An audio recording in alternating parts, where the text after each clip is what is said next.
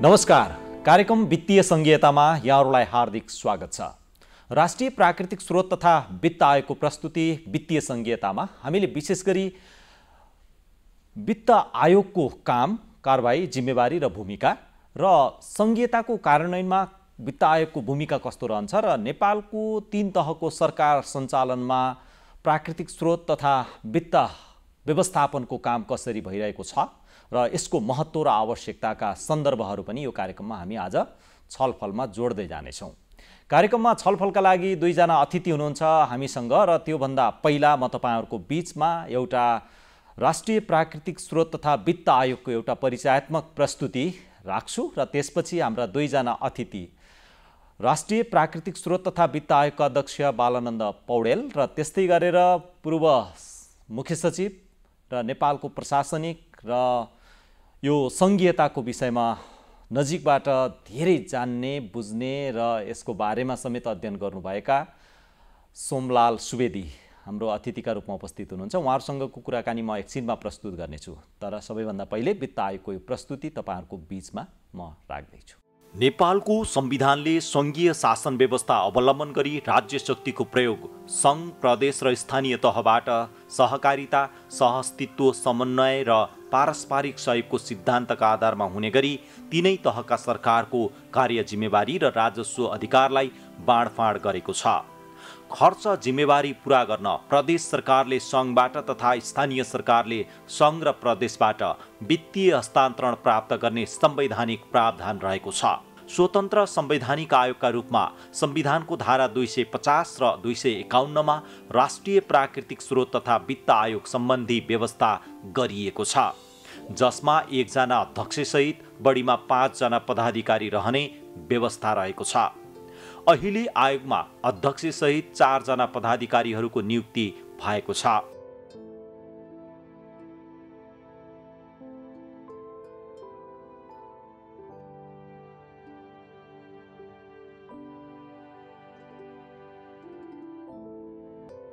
आयोगको सचिवालयमा राजपत्राङ्कित विशिष्ट श्रेणीको सचिवको नेतृत्वमा स्थायी र करार सेवामा कर्मचारी रहने गरी 73 जनाको दरबन्दी रहेको छ।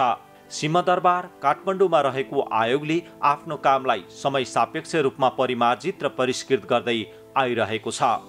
नेपालको संविधान, राष्ट्रिय प्राकृतिक स्रोत तथा वित्त आयोग ऐन 2074, अन्तर सरकारी वित्त व्यवस्थापन ऐन 2074 र राष्ट्रिय प्राकृतिक स्रोत तथा वित्त आयोग नियमावली 2076 ले आयोगको काम, कर्तव्य र अधिकार निर्धारण गरेका छन्। संविधानले आयोगलाई संघीय सञ्चित कोषबाट संघ, प्रदेश र स्थानीय सरकार बीच राजस्वको बाँडफाँड गर्ने विस्तृत आधार र ढाँचा निर्धारण गर्ने, संघीय सञ्चित कोषबाट प्रदेश र स्थानीय सरकारलाई प्रदान गरिने समानीकरण अनुदान सम्बन्धमा सिफारिस गर्ने, राष्ट्रिय नीति तथा कार्यक्रम, मानक र पूर्वाधारको अवस्था अनुसार प्रदेश र स्थानीय सरकारलाई प्रदान गरिने सशर्त अनुदानको सम्बन्धमा अध्ययन अनुसन्धान गरी आधार तयार गर्ने जिम्मेवारी प्रदान गरेको छ। यसैगरी प्रदेश सञ्चित कोषबाट प्रदेश र स्थानीय सरकार बीच राजस्वको बाँडफाँड गर्ने विस्तृत आधार र ढाँचा निर्धारण गर्ने, संघ र प्रदेश स्थानीय सरकारको खर्च जिम्मेवारी पूरा गर्ने तथा राजस्व असुलीमा सुधार गर्नुपर्ने उपायहरूको सिफारिस गर्ने, समष्टिगत आर्थिक सूचकहरूको विश्लेषण गरी संघ, प्रदेश र स्थानीय सरकारले लिन सक्ने आन्तरिक ऋणको सीमा सिफारिस गर्ने कार्य पनि आयोगले गर्न सक्ने व्यवस्था रहेको छ। संघ र प्रदेश सरकारको राजस्व बाँडफाँडका आधारको पुनरावलोकन गरी परिमार्जनका लागि सिफारिस गर्ने, प्राकृतिक स्रोतको परिचालन गर्दा नेपाल सरकार, प्रदेश सरकार र स्थानीय सरकारको लगानी तथा प्रतिफलको हिस्सा निर्धारणको आधार तय गरी सिफारिस गर्ने, प्राकृतिक स्रोतको बाँडफाँड सम्बन्धी विषयमा संघ र प्रदेश, प्रदेश र प्रदेश, प्रदेश र स्थानीय तह तथा स्थानीय तहहरू बीच उठ्न सक्ने सम्भावित विवादको विषयमा अध्ययन अनुसन्धान गरी त्यसको निवारण गर्न समन्वयात्मक रूपमा काम गर्न सिफारिस गर्ने जिम्मेवारी आयोगलाई प्रदान गरिएको छ। विद्यमान कानुन तथा आयोगबाट जारी भएको पदाधिकारी एवं कर्मचारीहरूको आचार संहिताको अधीनमा रही आयोगले आफ्नो संवैधानिक र अन्य कानुनी दायित्व पूरा गर्दै आएको छ।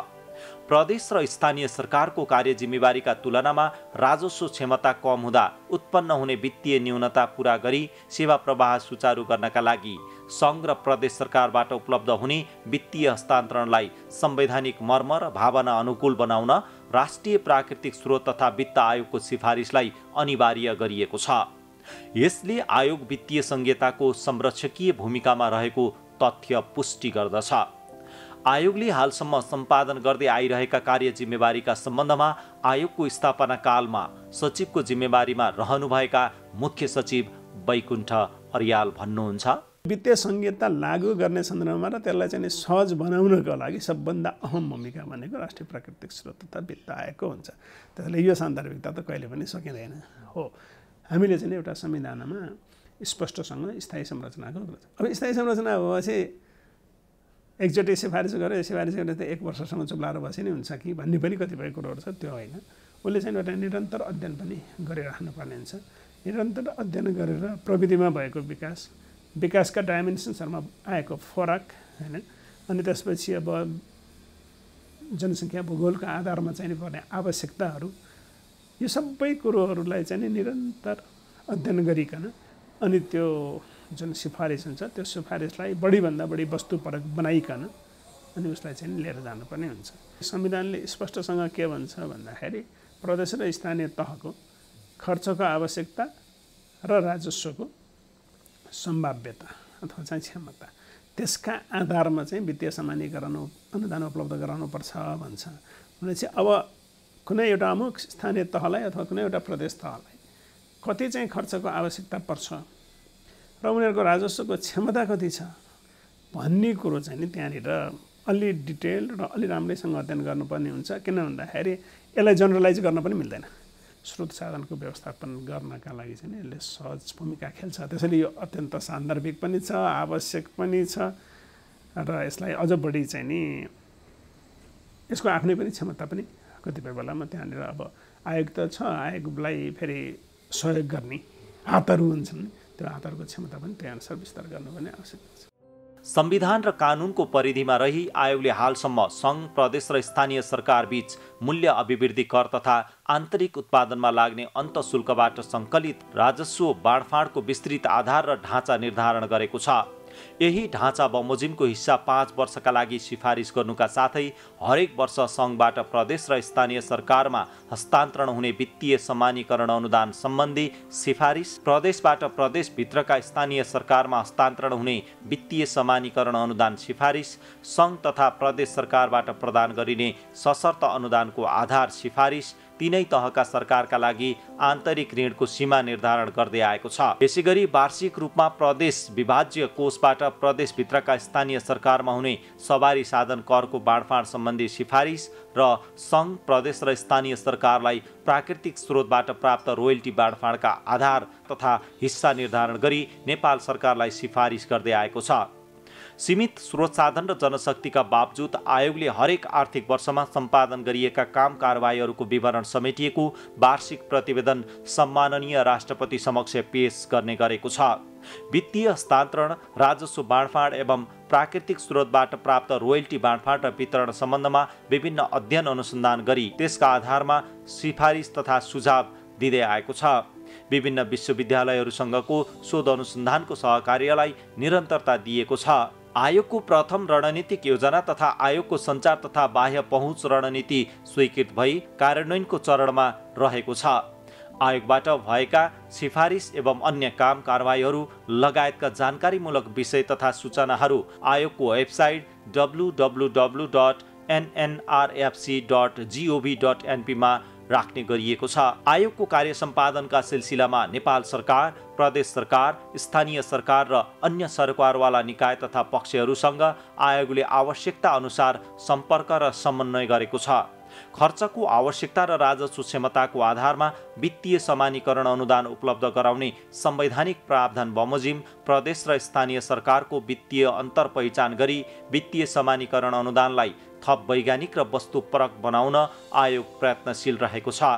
राजस्व बाँडफाँडलाई सन्तुलित र पारदर्शी बनाउने, सङ्घ, प्रदेश र स्थानीय सरकारबीच प्राकृतिक स्रोतको परिचालन गर्दा त्यस उपर गरिने लगानी र प्रतिफलको हिस्सा निर्धारणका लागि वस्तुगत आधार तयार गर्ने, सङ्घीय इकाइहरूबीच प्राकृतिक स्रोत सम्बन्धमा उठ्ने विवाद निवारणका लागि अध्ययन अनुसन्धान गरी सुझाव दिने जस्ता कार्य आयोगले सघन रूपमा गरिरहेको छ।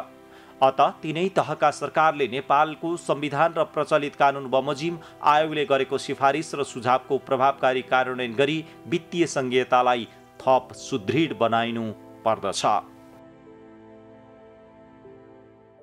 दर्शकवृन्द, राष्ट्रिय प्राकृतिक स्रोत तथा वित्त आयोगको काम कारबाही र जिम्मेवारी सँगसँगै गरेको कार्य सम्पादनको यो छोटो जानकारीपछि अब कुराकानी हामी अगाडि बढाउन गइरहेका छौँ।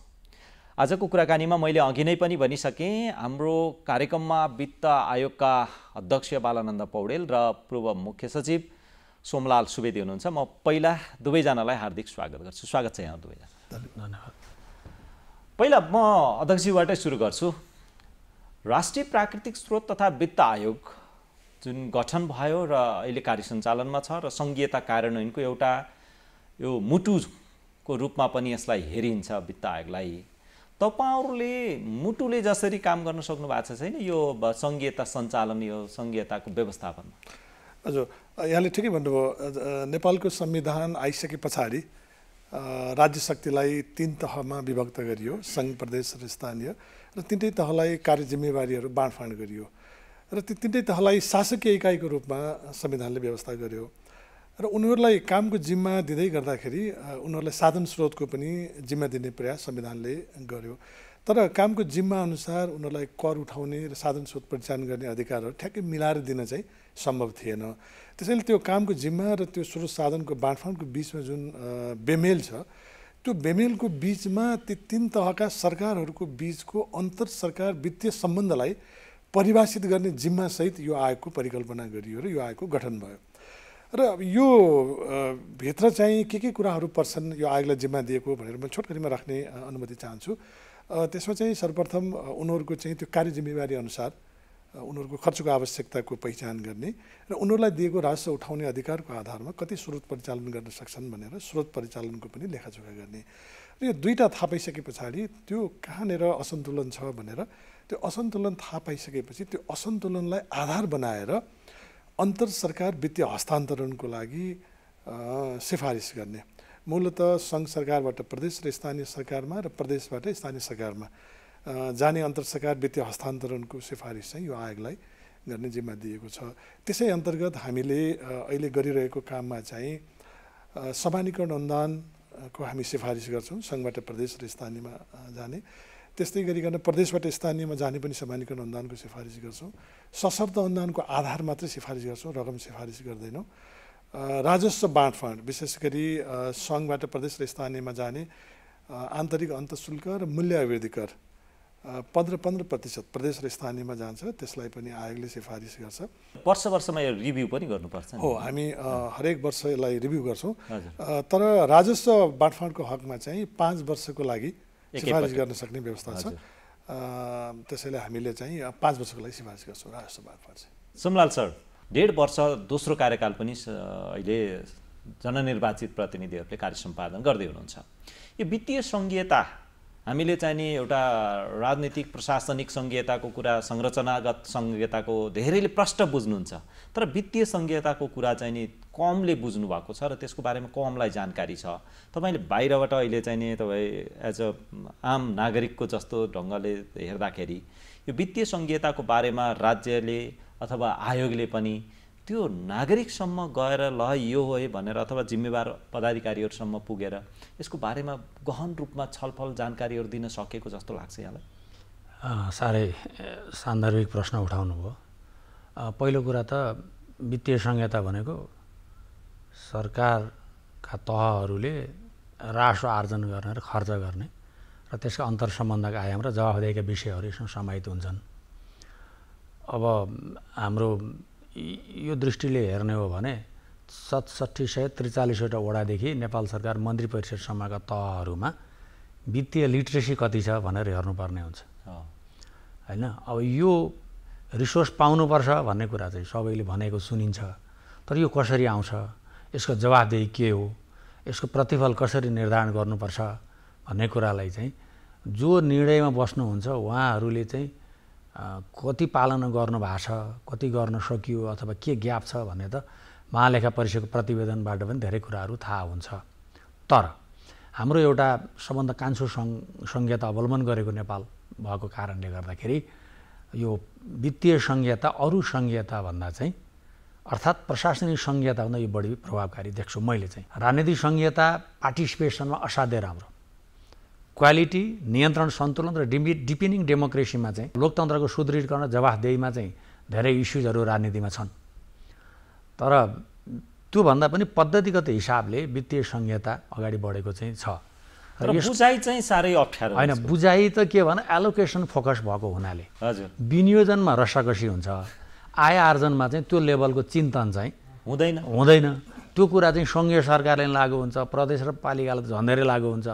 त्यो कारणले गर्दा वित्तीय संहिताको लागि चाहिँ नेपालमा 57 सालको थानी निकाय वित्तीय आयोगको प्रतिवेदनबाट सुरु भएको कारणले पनि कतिपय कुराहरू चाहिँ यो सूत्र बनाउने कुराहरू होइन, ट्रान्सफरका आयामहरू, एलोकेसन इफिसियन्सीका कुराहरू चाहिँ ग्राउन्ड वर्क चाहिँ केही न केही सूक्ष्म लेभलमा भए पनि पहिला भएको थियो।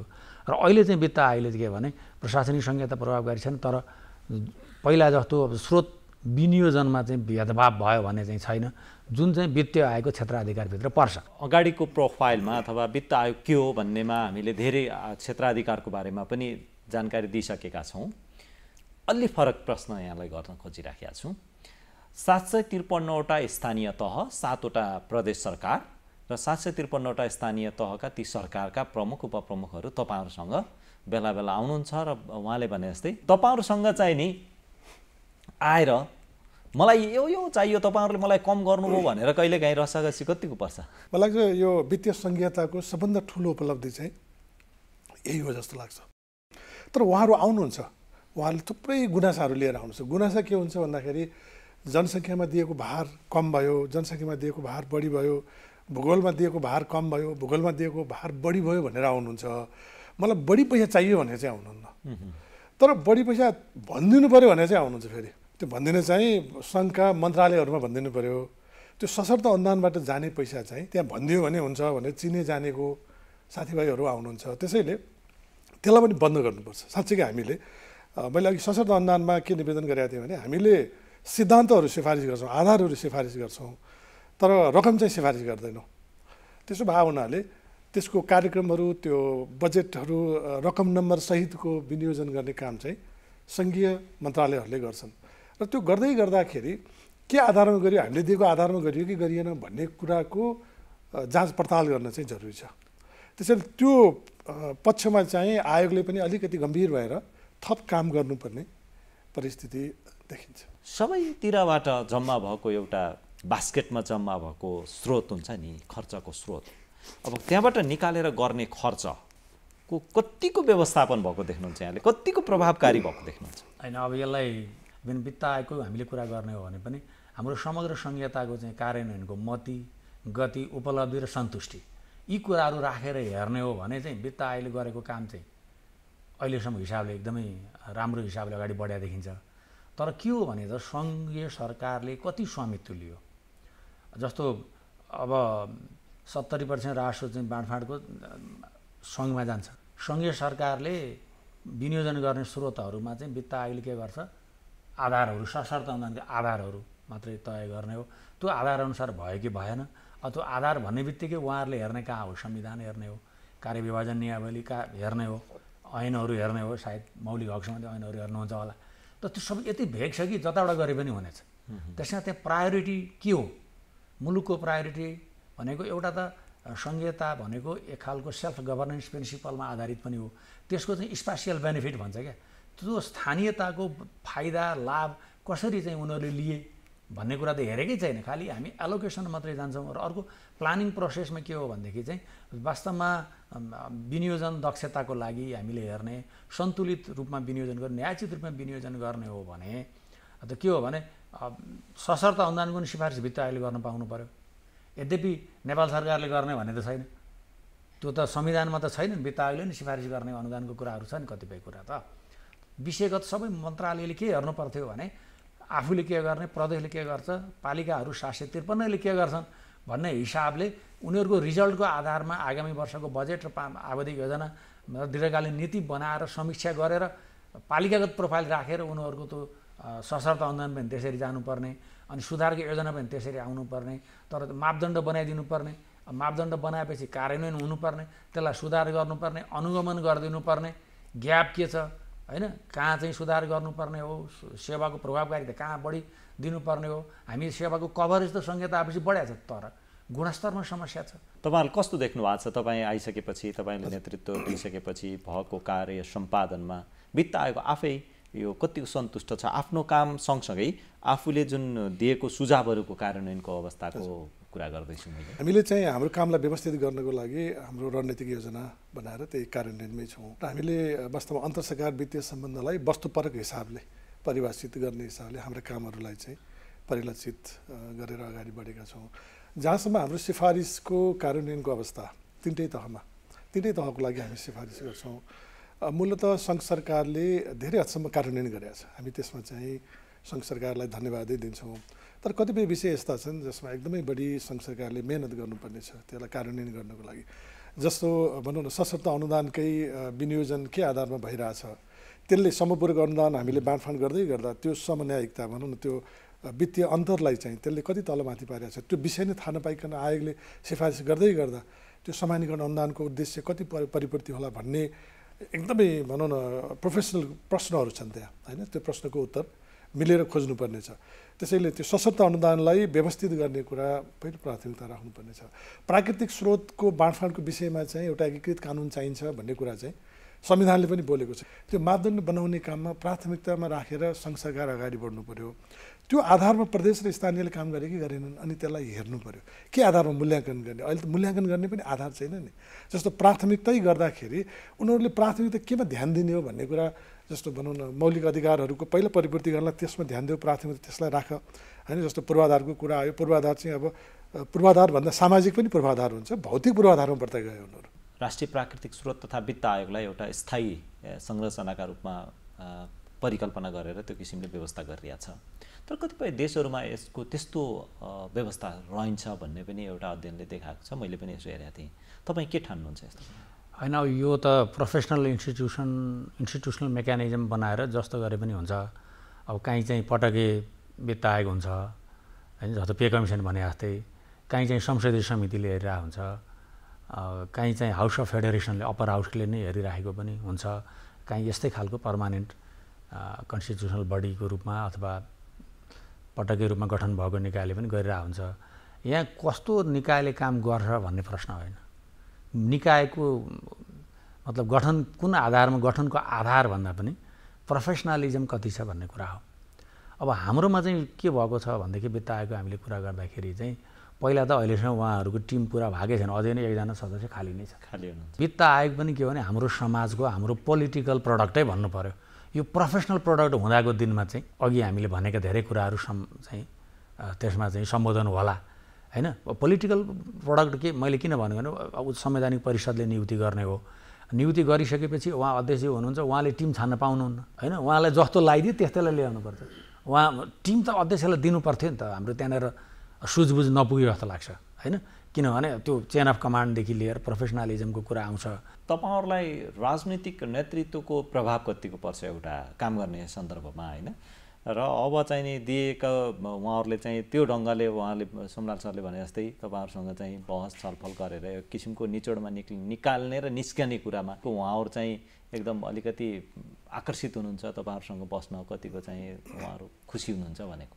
हाम्रो निर्णय प्रक्रियामा त राजनीतिक हिसाबले कुनै पनि हस्तक्षेपहरू हुने सम्भावना रहेन होइन। र हामीले जे जति काम गरेका छौँ आधारहरू, मापदण्डहरू, सिफारिसहरू तथ्याङ्कमा आधारित। जस्तो भनौँ न, पालिकाहरू, प्रदेशहरू हामीलाई बढी पैसा किन माग्न आउनु भएन होला भन्दाखेरि मागेर पनि सम्भावना छैन, हामी चाहेर पनि दिन सक्दैनौँ। उनीहरूले माग्न आएको हिसाबले एक पैसा कम गर्न पनि सक्दैनौँ, माग्न आयो भनेर एक पैसा थप्न पनि सक्दैनौँ। त्यसैले त्यो हिसाबबाट जे आउँछ त्यही नै गर्ने हो, तथ्याङ्कले जे भन्छ त्यही नै गर्ने हो। त्यसैले त्यो अब्जेक्टिभिटी चाहिँ पूर्ण रूपमा छ। तर जहाँसम्म भनौँ न, अब यो प्रक्रिया चाहिँ विशुद्ध प्राविधिक मात्रै होइन, यसका विभिन्न आयामहरू छन्। वित्तीय संहिताकै कार्यान्वयनको हिसाबले तपाईँहरूले मुटु भन्नुभयो होइन, यसले समेट्नुपर्ने विषयहरू चाहिँ बहुआयामिक छन्। त्यो हिसाबले चाहिँ राजनीतिक वृत्तसँगको कार्य सम्बन्धहरू भनौँ न उनीहरूले कसरी सघाउँछन्, त्यो हिसाबले कसरी हेर्छन् भन्ने हिसाबले यसको चाहिँ कार्यान्वयनतामा चाहिँ धेरै हदसम्म त्यसले प्रभाव पार्छ होला। त्यसैले त्यो पार्टमा चाहिँ अलिकति भनौँ न जस्तो सङ्घीय संसदसँगको संवादहरू बढाउने, प्रदेश संसदहरूसँगको संवादहरू बढाउने काममा चाहिँ अझ बढी ध्यान दिनुपर्ने छ। दुवैजनालाई धेरै धन्यवाद। हस्, धन्यवाद। धन्यवाद। आज हामीले वित्तीय संहिताको कार्यान्वयनको अवस्था र राष्ट्रिय प्राकृतिक स्रोत तथा वित्त आयोगले गरिराखेको काम र यसमा तीनै तहका सरकारसँगको समन्वय, सहकार्य र सहयात्रा अब कसरी अझै अगाडि जानुपर्छ र यसको उचाइ हामी कसरी हासिल गर्न सक्छौँ र यसको संस्थागत विकास कसरी गर्न सक्छौँ र देशलाई एउटा उन्नत राज्यका रूपमा कसरी विकास गर्न सक्छौँ, त्यसमा वित्तीय संहिताको भूमिका कस्तो रहन्छ भन्ने विषयमा कुराकानी गऱ्यौँ। दुवैजना अत्यन्तै महत्त्वपूर्ण र विज्ञ व्यक्तित्वहरूलाई धेरै धेरै धन्यवाद सहित तपाईँहरूले पनि हामीलाई हेरेर साथ दिनुभयो, त्यसका लागि धेरै धेरै धन्यवाद। अर्को अङ्कमा वित्तीय संहिता कार्यक्रममा तपाईँहरूसँग भेट हुने नै छ। आजलाई भने बिदा दिनुहोस्। हस्त, नमस्कार।